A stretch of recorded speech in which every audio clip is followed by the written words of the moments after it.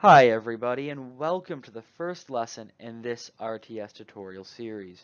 In this lesson, we'll be setting up our camera. So our learning objectives are to know which blueprints are involved, to know a few different methods of how to set up a camera. In fact, the methods we'll cover can be combined to actually get more than two approaches, and we'll learn how to cast in a way that is less resource intensive. So first things first, the blueprints involved. We're going to need a pawn, and I'm going to name this pawn RTS underscore camera pawn underscore BP. And the reason why I have mixed camel coding or camel casing and underscores is UE4 is beautiful and they can detect capital letters and parse them out so we can read them nicely. However, when you use acronyms, it can't tell when the acronym ends and the next word begins. So when I use acronyms, I'll tend to put underscores before or after them to separate them out from the rest of the text. Now you don't have to use the same names I do. I'm just putting this up there so you're aware. And what this will do, it will house the components that actually make up our camera. Now, one thing you can do is include the movement controls here. We won't, at least not at the beginning stages. And then we have the player controller. The player controller will have references to the pawn as well as other references, and this is where we will talk about, casting in ways that are less resource intensive. And in the future, this part is going to actually hold our controls for the camera. And finally, we need a way to spawn our camera in. We need a way to spawn our controls in. And for this, we'll be using game mode base. That said, down the road when we get to networking and multiplayer settings, we will change how this is set up. In fact, we'll get rid of our default spawn to make this work correctly. One of the challenges in making any game is knowing what to consider. And the best way to think about this is to break it down into the smallest possible parts. So in terms of setting up a camera, we need to consider what components we're going to use. We're going to need a camera, of course. We're going to need a spring arm to attach that to. We need to consider how we want the camera to move as well. We have a few options there. We want to consider the angle of the camera and the options on angling that camera in regards to the use of the spring arm and what we've actually anchored the camera to. We'll go in a little bit more detail on that. So with regards to moving the camera, we have two real options here. We can inherit movement using a floating pawn, or we can change the transformation. And each of these sort of have some pros and cons to them. With regards to inheriting movement, it's a pre-built component that we can add. It's relatively easy to set up. And on the other hand, with changing transformation, it's a bit more complex to set up, and we have a lot more to consider and a lot more maths to actually do to get this to work correctly. Now, with inherited movement using the floating pawn, there's a little bit of less flexibility in scripting. It's pre-built component that you can change, but the flexibility there kind of is lost. Which means that with changing transformation, because of its more complex nature, we have more control over it, and thus we're able to do more. Now, we'll start with the inherent movement in this this lesson, but later on in this part of the series, we'll actually change over to changing the transformation, and we'll talk about different ways in which we can do that. Now, with regards to camera angle, we need to consider what angle should the camera be at. Seems like a fairly, obvious question. Fortunately, most RTSs tend to have a top-down view or a slightly isometric view. So we can simply change the angle in the UE4 editor to get the viewpoint we like. Just for reference, I'll be using -70. And what should the camera be anchored to? Now, of course, the camera is actually anchored to the spring arm. What I mean is, what should the spring arm be anchored to? And we have a few options. These can also change, and actually these will change as we go on through the series. So our first sort of option is we can attach it to the root component, or we can attach it to an invisible static mesh. and there are pros and cons to each. If we attach it to an empty root component, then we're going to be able to zoom in when we get to the zoom fairly close to our assets, and that can be a little bit resource intensive. Whereas with a static mesh, it gives us a little bit more control over how close we can get, and it will give us some options with regards to map boundaries. So we're actually going to use the invisible static mesh, and I'll say we might have a slight issue with how we use it that we won't pick up until the end of this particular part of the series. And then we need to consider how we're going to angle the camera. I already said I'm going to use a number, -70, but what am I angling? Am I angling the spring arm? Am I angling the sphere? Am I angling the camera? And there are different ways to approach this. And I'll talk about angling the sphere versus the spring arm when we get into UE4. With all that said, what else do we need to consider? Well, we need to consider, do we want to set a default pawn? Now, in this case, because we aren't setting up networking yet, yes, we will be setting up a default pawn, purely so we can play test it and make sure that the camera actually spawns in and is at the angle that we want it to be at. And, we will remove this, as I've mentioned before, when we get further into the series and we want to do networking. Now, with regards to setup, just really quickly, I'm using UE4, and I'll be using the blueprint version of the top-down template, and I will be using the starter content. Now, the reason I'm using the starter content is I want to use their sphere mesh and maybe some other things just to sort of block out things in the world and set things up. That said, when you have your new project set up and you're ready to start, join me and we will put our camera into our new project. So when you've created your new template, you'll have something like this. If we hit play, we can possess this third-person controller and we can move him around. Which is not quite what we want for an RTS, right? So let's get our RTS started. And the first thing I'm going to do is I'm going to grab this pawn and I'm going to delete him. I'm also going to grab this player network start and I'm going to delete it as well. Now, we might use this we will use network start in the future, but right now, since we aren't worrying about networking, we don't need it. And the next thing I'm going to do is I'm going to set up my interface to be something I work with and something I enjoy. So I'm going to send this out so I can see my content. I'm going to add in a second content browser. Now, if yours isn't anchored at the top like mine just did, and if it's out here, all you have to do is drag it and put it up there. And since we're here, I'm going to create a new folder, which I'll name RTS_tutorial. You'll notice that my naming conventions, be it folder, be it function, be it a variable, tend to remain fairly standard. At least standard across how I do it.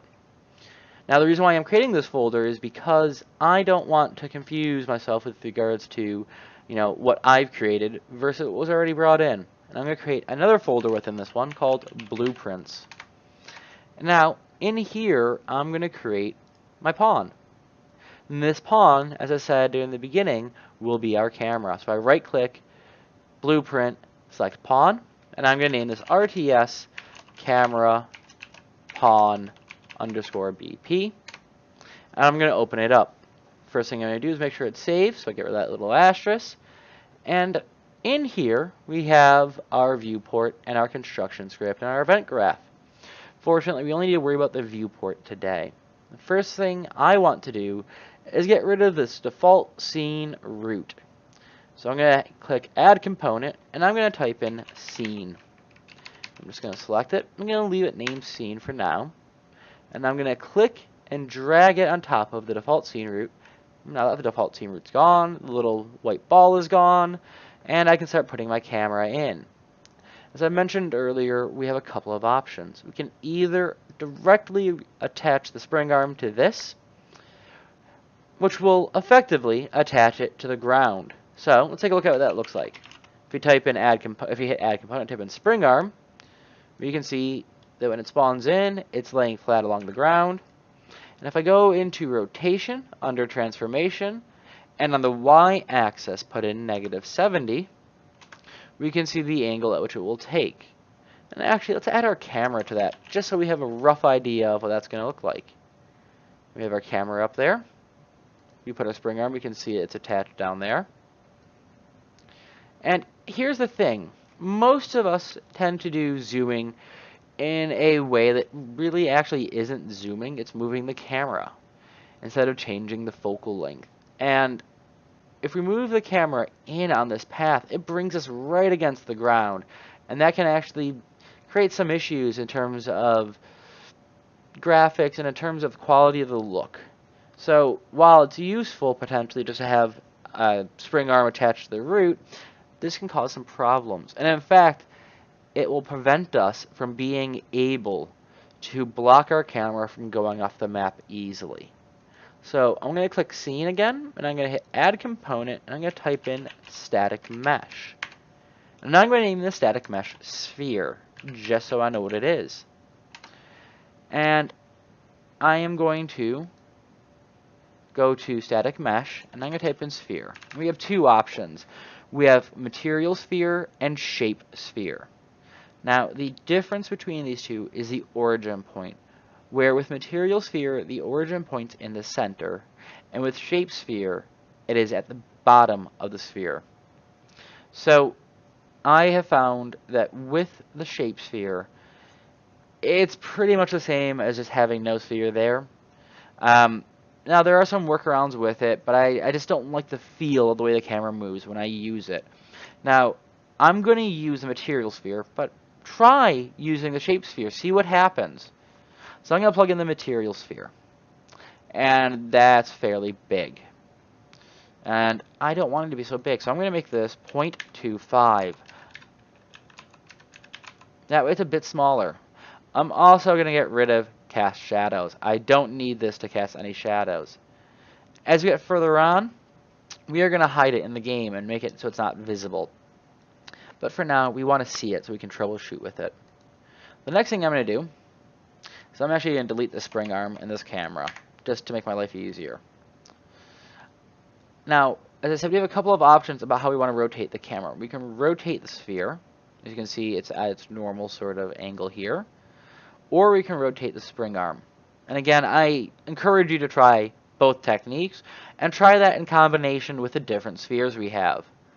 But again, from my own experience, in terms of what I enjoy in camera movement, I have found that rotating sphere by the same -70 is useful. And now you can see the sphere is slightly angled downwards.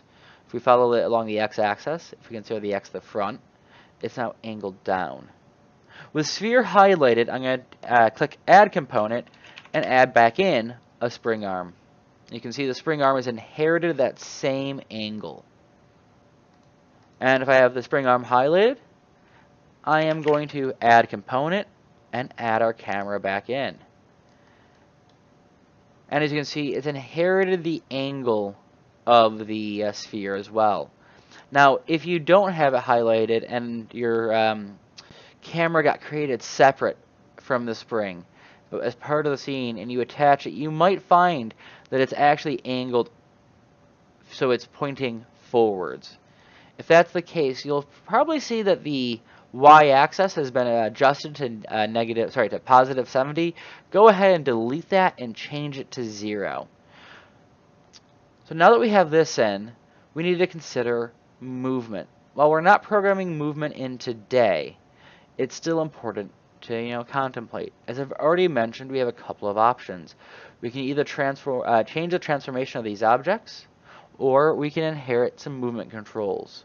So let's inherit some movement controls. And in this case, it doesn't really matter if you've clicked on any of these or not, because it doesn't actually render in the game world. It is just a component that adds functionality to this blueprint. So if I click Add Component and type in Floating Pawn, I'll get this Floating Pawn movement component. And as I said, it just kind of sits outside of the sphere. So I close the sphere, it's outside of it. I can't bring it into it.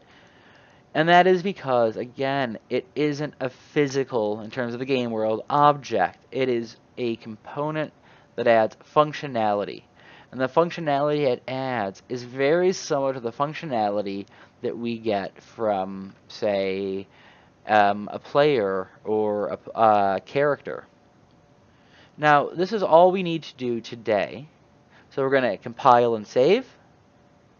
And I'm a little bit annoyed. I didn't realize I didn't anchor up there. We're going to close this out. And there's our camera. Now, if we go back to, say, the template we have and hit play, what happens is, well, that. And it's kind of fun watching him fall. In an earlier recorded version of this, when I had some bloopers, I found out they can actually fall directly onto these and stand on them. So I was hopeful to get that to happen again. I'll try stopping that. I'll stop doing that now. So going back to our RTS tutorial, going into our blueprints, let's create our player controller.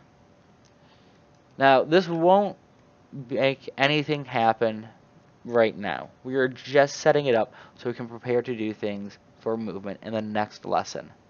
So I'm going to click player controller, and I'm going to name that RTS underscore player controller, BP. And I'm going to save that right away. I'm going to open it up, and we get our viewport. We don't need that. What we need is our event graph.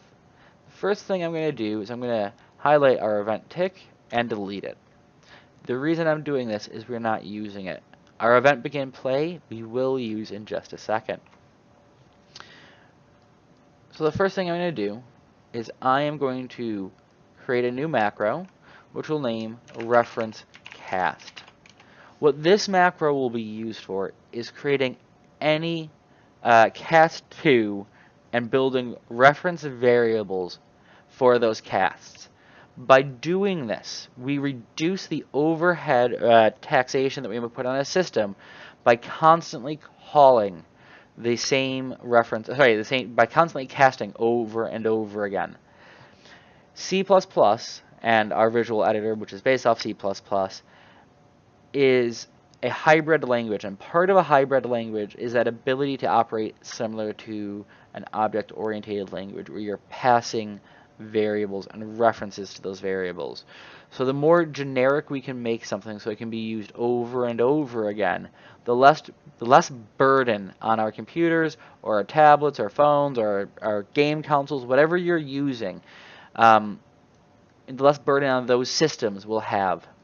So I need to put in an executable function for both our input and our output.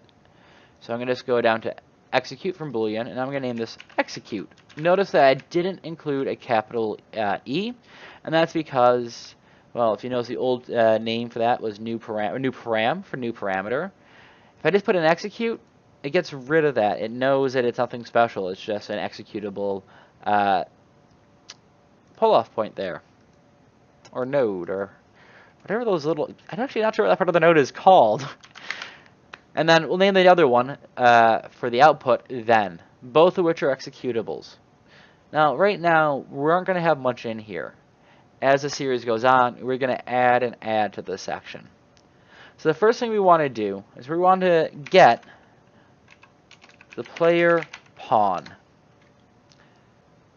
And this will be particularly useful when we get further into the design. We'll do a little bit more with this later on. But for now, we want to drag off our return value and cast to.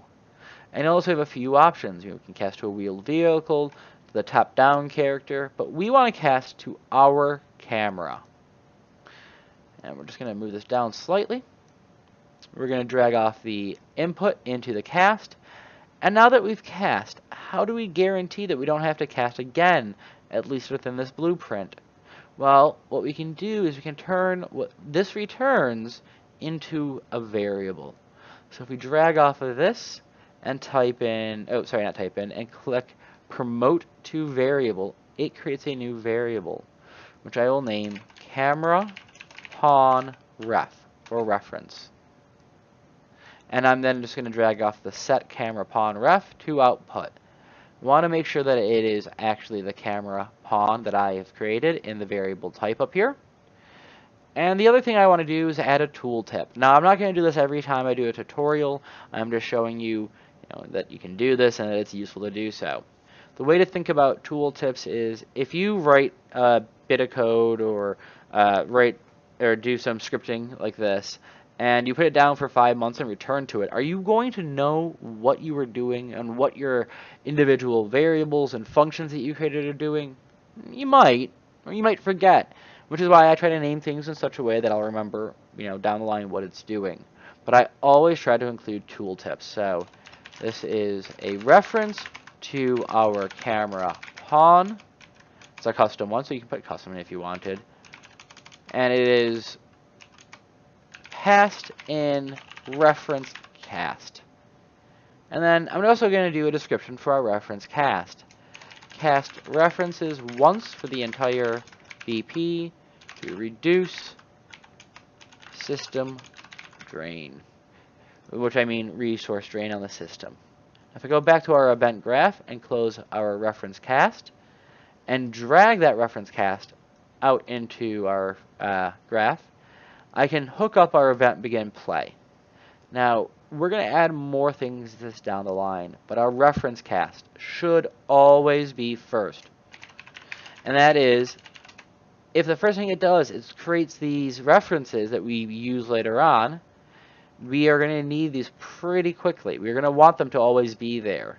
And in fact, a few of the references will actually be used in the other parts of the event begin play we add.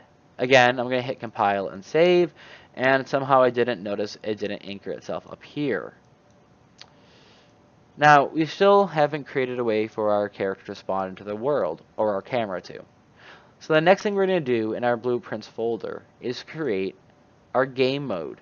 Now, if for some reason you're searching for game mode instead of clicking the button up there, and you come here, you'll find game mode base, the two that come with the template and Unreal in general, and game mode. Make sure that if you have this part and you're not clicking this button for some reason, that you select game mode base. Now I'm going to name this RTS underscore game mode base BP. Now, what we're going to do here today is something that will help us next week and for most of the series, but I will say we might change how this works. So let's open this up. Let's set our game session. Sorry, we don't have game session. Let's set our player controller class to our player controller. And let's set our default pawn class to our RTS camera pawn. Let's compile and save. And let's go back to our template and hit play. What happens? Our character doesn't spawn in. In fact, the old guy spawns in. So let's get rid of him. What's going on there?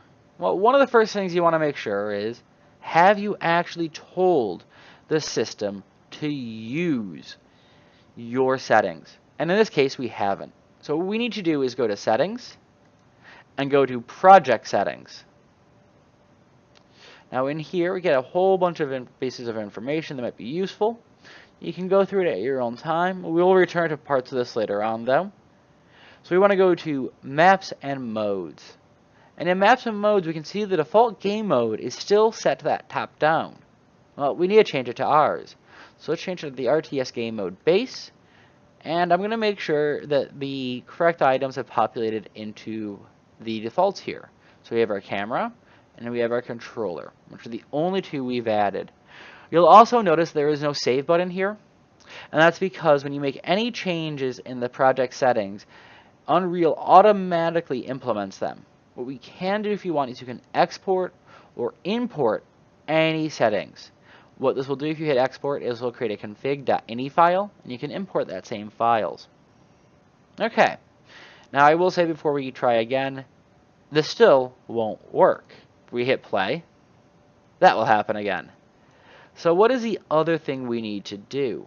Well, what we need to do is to tell the game to possess this item or this pawn. So if we go to our camera pawn, and I don't know why it's in event graph, we look on the side here. We'll see things, about the height, about the tick, but you'll notice that with auto possess, it's disabled. We don't want that. We want it to be possessed by player 0 for now. And we're going to hit compile and save. And we're going to go back to our map again. We are going to just move it a little bit farther forward, so if I have any issues, I don't end up falling off the map. We're going to go to World Settings, and if we go here, we notice we have another problem. Our game mode is actually still set to the top-down game mode. And if we change that to RTS, or to our game mode, and make sure that the correct items have been put in, we should be squared away. So if we hit play, we now have our camera. You can see it's floating up there, and you can see the sphere is there. As I said, we'll make the sphere invisible down the road, but for now we're leaving it in for troubleshooting. This is kind of boring though. We can't do much with our camera. So next lesson we will cover camera movement. We'll get the camera to go forwards and backwards and left and right. And from those we can also get diagonal. So you might be wondering, why do we only do so little? And the reason for this, we had to break it down to the simplest parts. If we want to talk about camera movement, the first thing we really needed to talk about was getting the camera in. And so now we've got the camera in, we needed to test it. Does it load correctly? Well, it's kind of floating up there. And that actually might be to do with the fact that I haven't set a spawn point. So let's close the demo out. And let's put in a player start. Oh, that's a better view. And I just have one small issue with this, though. It's fairly close. So what I'm going to do is I'm going to again close it out. I'm just going to troubleshoot a little thing. And I'm going to change the spring arm length. I know from just different attempts that I want it at 1500 for now. So now we have a longer arm. I'm going to compile and save. The 1500 I'm using here really has no bearing on anything that comes down the road. I mean, yes, I'll make references back to it because I have to reference it later on, but whatever number you put there, you know, it should be based on what you think or feel is correct for your RTS project. There is no perfect number. Every project will have a different number they might want to use. I've seen some that start as low as 1,000, some that start as high as 4,000. It really is up to you. But let's see what the effect of that was. Let's hit play. Now we are farther away from that sphere. We can see more of our map. And this is kind of the view I like. So now that our camera is fully set up, we can pause for a bit, take a quick look at our reference cast if you want. And I don't know why I can't find my mouse. Oops, sorry about that. But that is all we're really going to cover for today. So if we look at, if you have any questions about what's happened here, if you don't understand anything, please drop a comment down below and let me know. Now, if you have any other sort of feedback you want to give me, if you want to tell me that, you know, the introduction little tutorial thing isn't worth your time, please, again, let me know. Any sort of feedback is useful because I want to be able to deliver you quality content. And I want to be able to deliver you stuff that you're going to care about and that you're going to use. So that said, you know, drop me a like if you enjoyed this tutorial. And remember to click that subscribe and notify icon so you know when the next tutorial is up. That said, have a lovely day.